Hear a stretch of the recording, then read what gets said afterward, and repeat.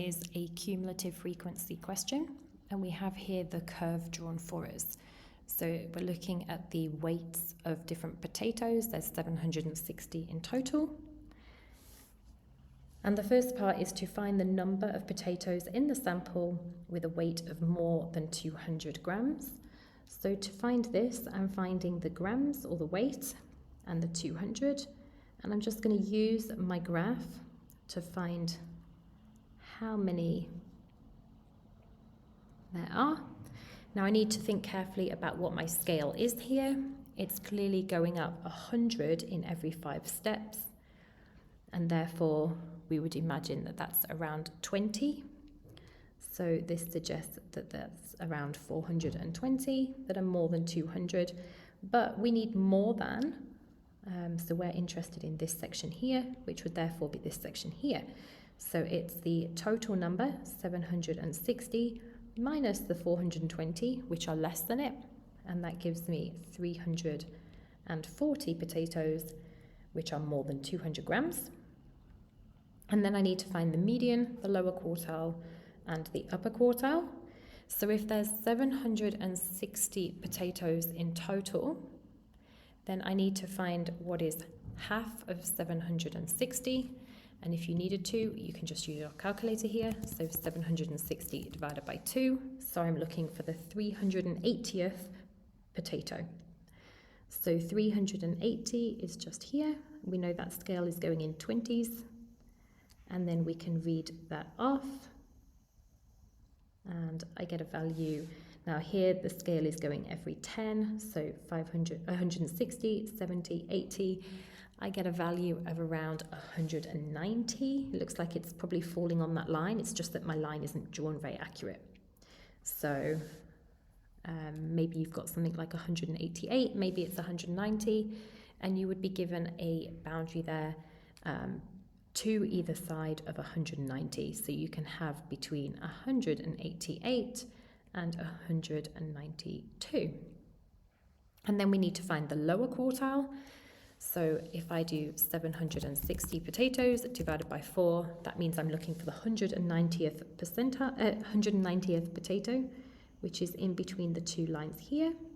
And we can see that sits exactly at 140.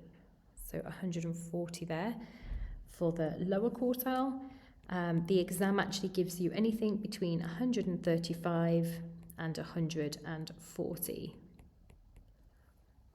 And then for the upper quartile, I want 760 divided by 4, but then I'm going to times the answer by 3 to find the 3/4, and that's 570. So 20, 30, 40, 60, and then 70 is in between the 2 here.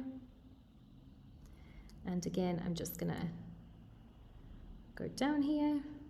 There we go, and we can see that that's around 240, so 240. And